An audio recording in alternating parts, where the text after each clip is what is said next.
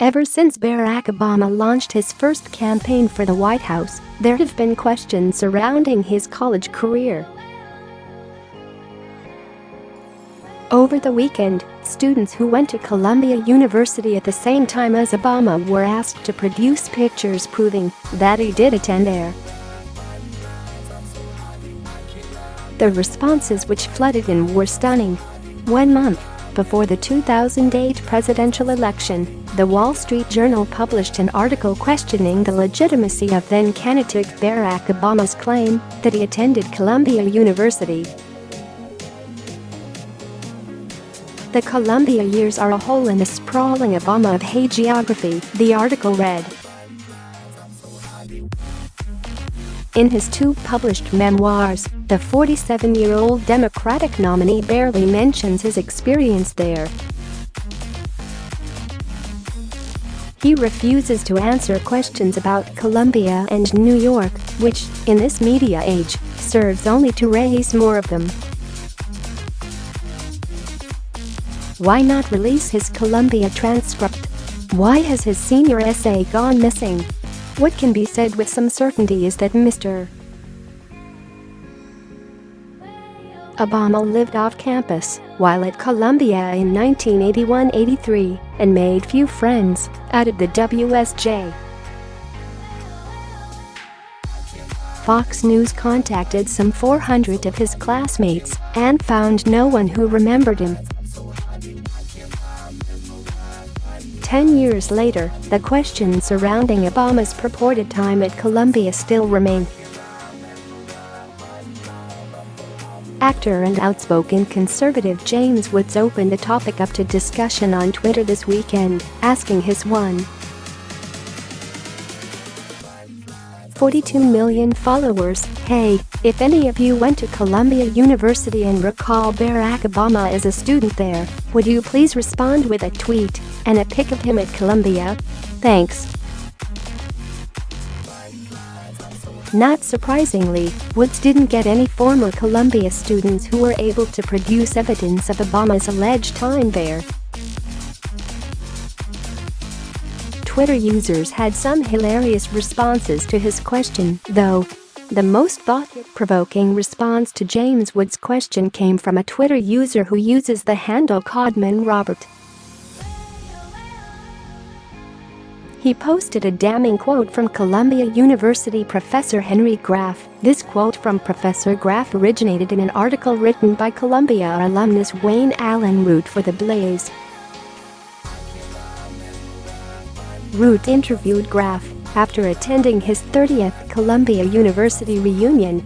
"Something about the Obama at Columbia story has always bothered me," wrote Root. "I celebrated with my esteemed classmates.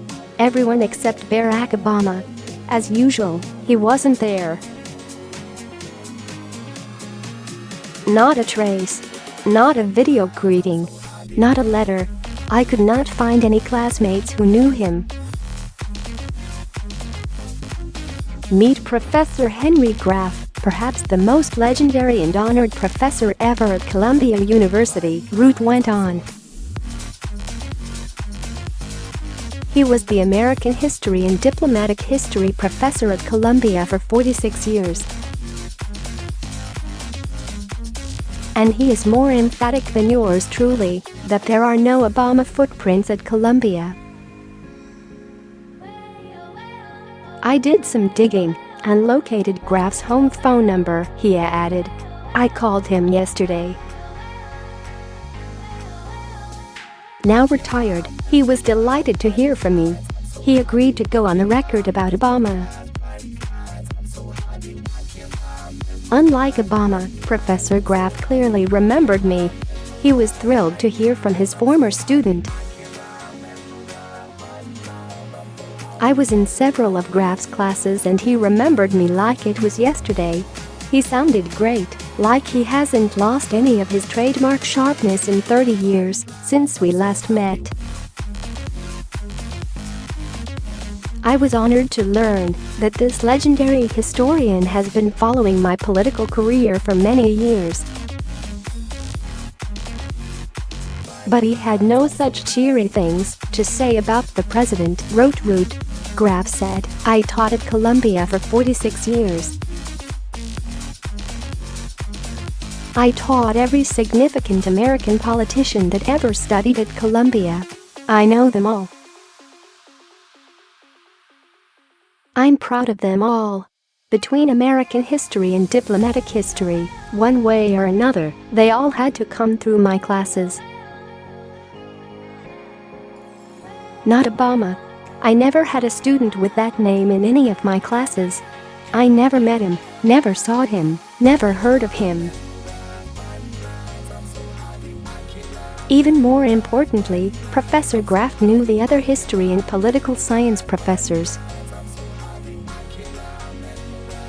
None of the other Columbia professors knew him either, said Graf, according to Wayne Allen Root.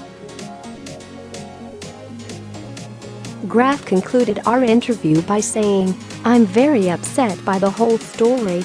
I am angry when I hear Obama called the first president of the United States from Columbia University. I don't consider him a Columbia student. I have no idea what he did on the Columbia campus. No one knows him." Incredibly, the media seemed not to care at all about the discrepancies in Barack Obama's claims that he went to Columbia University.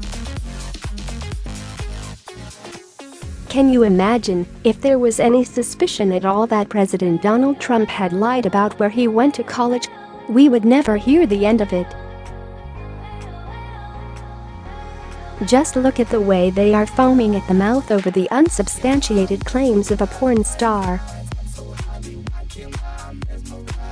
The double standard is glaring.